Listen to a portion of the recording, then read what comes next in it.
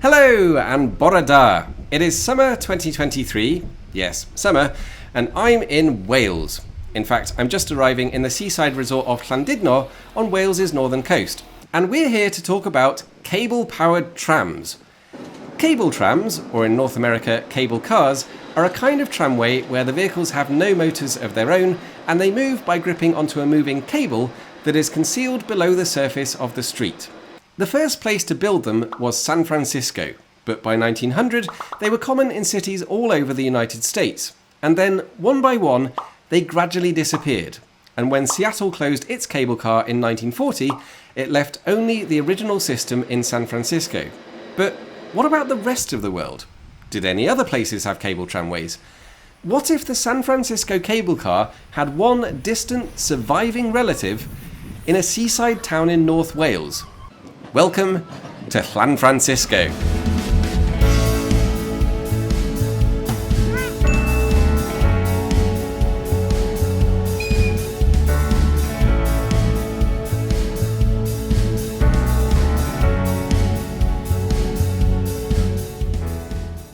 This is the Great Orme Tramway, whose beautiful old tramcars have been working the steep hilly streets of Llandudno since 1902.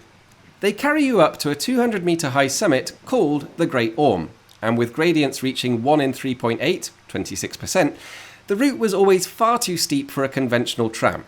So instead, they took inspiration from San Francisco and decided to winch the trams up the hill using a cable concealed in a small trench in the middle of the road. It is the last remaining tramway of this type in Britain, and it's pretty much the closest you can get to the San Francisco cable cars outside of San Francisco. But in that case, how many other cities used to have cable tramways? And why did they all just die out? Well, let's hop on, and I'll try to explain it all.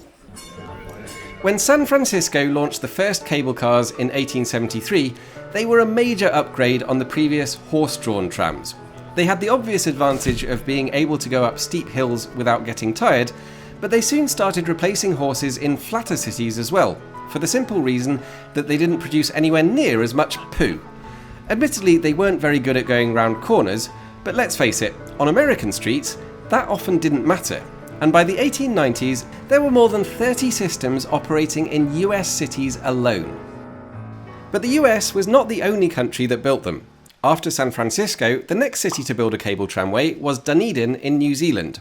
Then London built the first one in Europe, Melbourne, Australia built one of the largest ever systems, and there was even one line in Paris.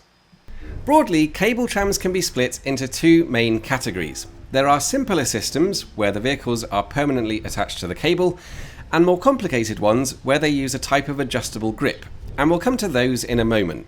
But in Llandudno, the trams are permanently attached, so when the cable moves, we move too. In other words, it works like a funicular railway, except at the same time it's a tram, and it has to deal with road traffic and junctions and things like that. So, one question: what happens if we need to stop? Well, I don't want to worry everyone, but the driver can't actually stop the tram themselves.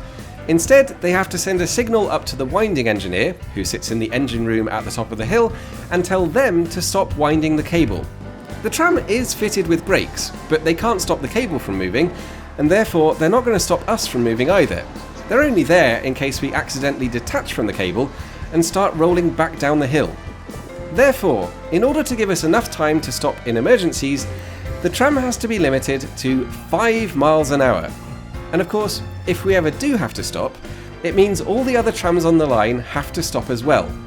That's bad enough when there are only 2 trams on the cable, like there are here, but in San Francisco, you can have something like a dozen vehicles all running on the same cable. So how does that work? Well, the short answer is, it works differently.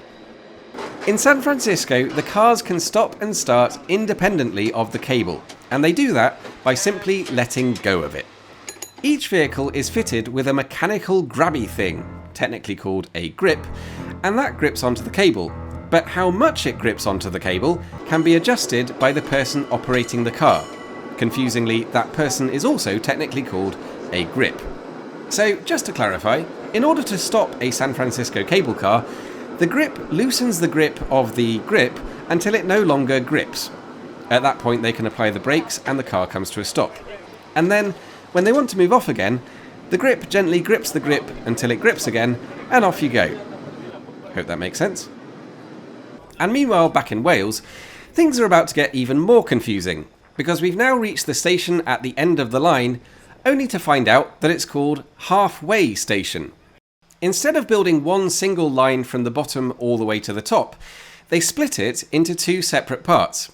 In other words, at Halfway Station, you have to get off the first tram, walk all the way through the station building, past a load of interesting stuff that you don't really have time to look at, until you come out the other end, where an almost identical tram is waiting for you, in order to complete the second half of the journey. And from this point onwards, we leave the town behind, the scenery becomes a little wilder, and there's no more San Francisco style street running. Up here, there's enough space for the tram to have its own dedicated track, so there's no need to complicate things. And in a way, that sums up the story of the cable tramways. The moment a simpler solution became available, we did that instead. The first San Francisco cable cars were less than a decade old when the first electric trams started to appear.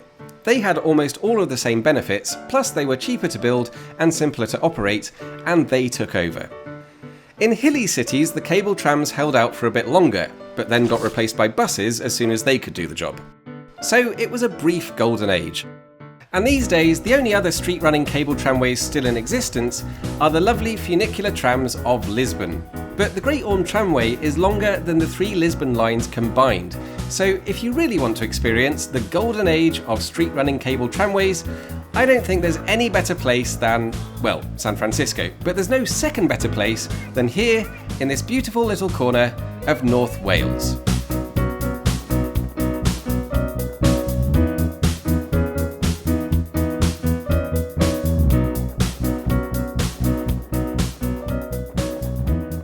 Shame about the weather. If you'd like to take a ride on the world-famous San Francisco cable car, but you live in Europe and you're on a budget, the Great Orme Tramway runs 7 days a week from April until the end of summer, and departures are every 20 minutes during the day. A return ticket costs £10.90 for adults or £1.15 for dogs, and the trams can accommodate wheelchairs and pushchairs as long as they're foldable. Meanwhile, Llandudno itself is only a couple of hours by train from Manchester. And as always, thank you very much for watching, and I'll see you soon.